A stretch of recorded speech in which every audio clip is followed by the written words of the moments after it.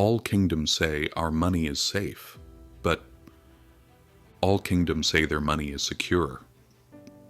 Every kingdom claims that the promises it makes will last a lifetime, but when we look back at history, we see that this has always turned out to be wrong. From Rome to France, from the Confederacy to modern-day Lebanon, people have woken up one morning to find their entire wealth suddenly worthless.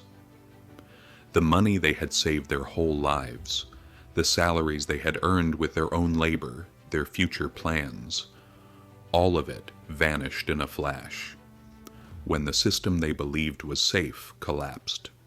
Collapse isn't an exception, it's the rule.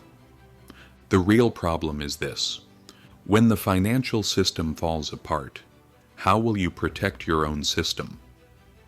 We all look at our bank accounts, our money, our foreign currency, or the state we live in and feel safe, secure.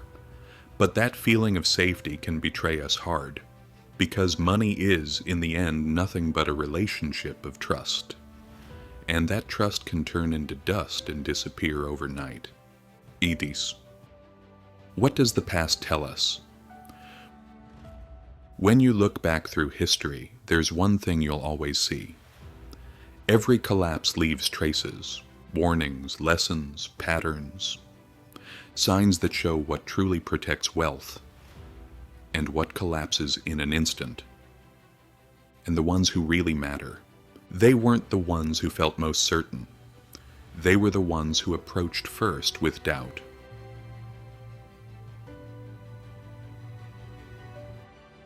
Byzantine gold, the fall of loyalty. The Byzantine Empire was the eastern half that survived after Western Rome collapsed, and at the heart of its economy was a gold coin, the solidus. For centuries, this coin was so trusted that merchants from Europe to Asia used it without hesitation. It was practically the global reserve currency of the Middle Ages. But here's the strange part. Rome had already collapsed its own silver currency, the denarius, by devaluing it. Byzantium should have seen that coming. But no. They made the same mistake, this time with gold. The purity of the solidus began to fade. Cheap metals were mixed in, alloys added.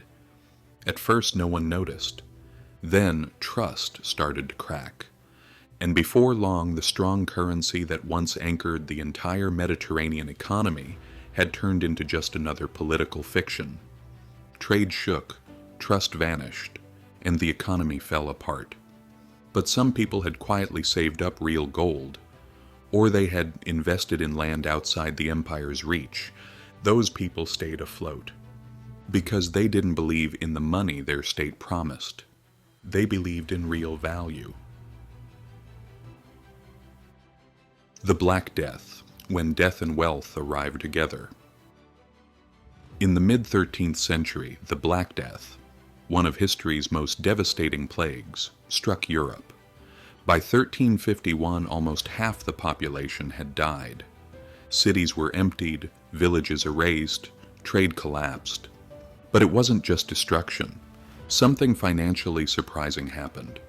Because when so much of the workforce vanished, the people left behind suddenly became a lot more valuable. Survivors could now demand higher wages. There was land, food, crops, but not enough people to work them. So people who had cash or the ability to work suddenly had access to opportunities they never dreamed of.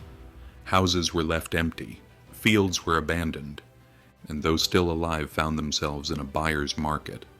They bought whatever they wanted, for next to nothing. Sound familiar?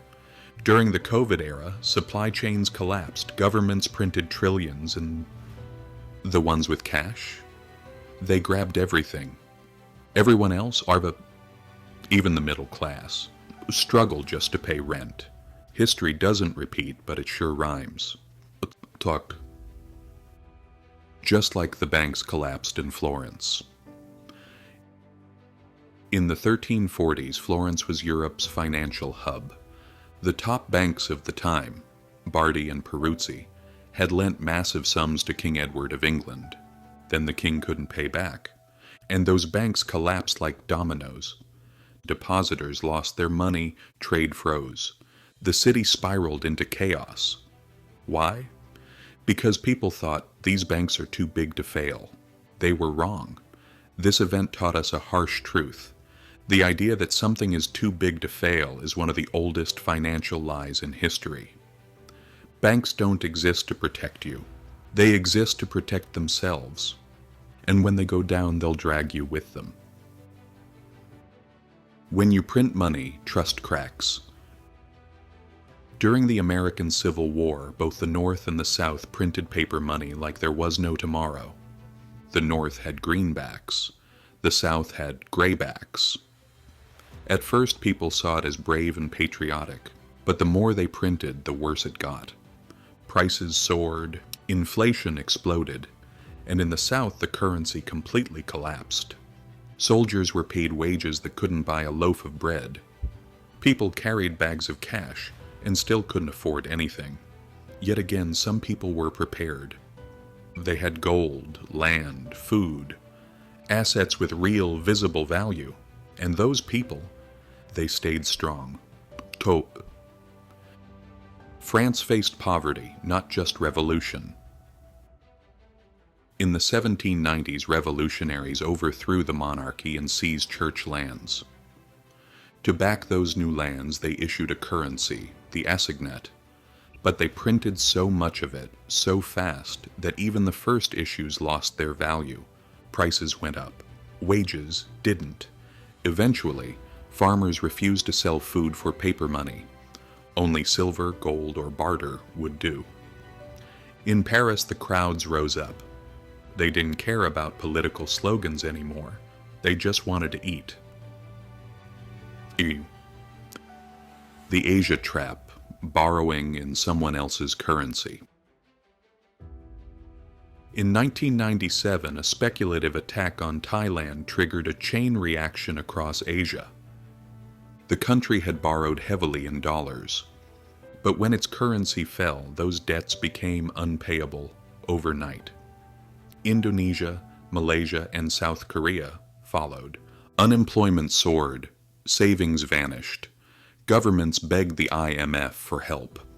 But the ones who truly suffered, not the hedge funds, not the institutions, it was ordinary people.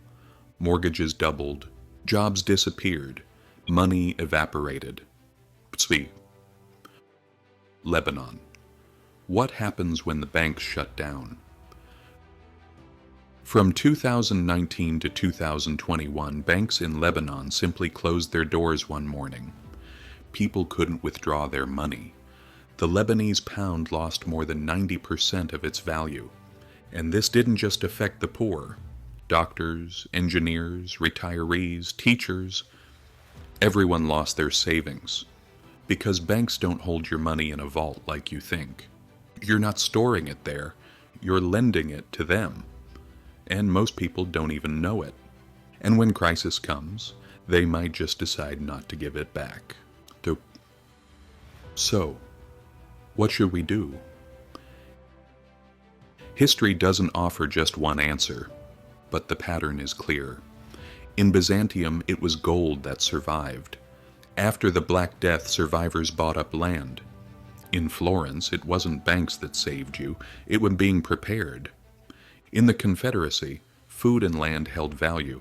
In France, it was gold and property that saved people.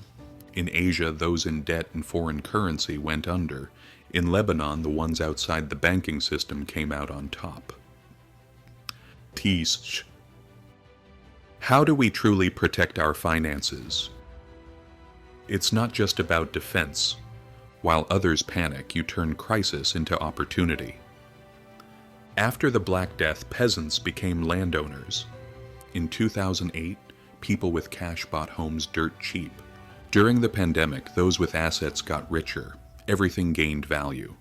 But it's not just land, gold, or property. Skill, mindset, and ability also matter. Those who could bake bread, repair broken tools, or produce something. Those who had real-life hands-on skills. They weren't just surviving, they were getting ahead. Even when money loses value, needs never do. Final words. There will always be problems. Systems will always fall apart.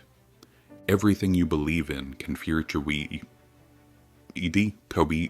vanish in a blink. But if your feet are on solid ground, if you hold something with real, unshakable value, then you'll always be the one who wins. History always gives the same warning. The majority trusts blindly.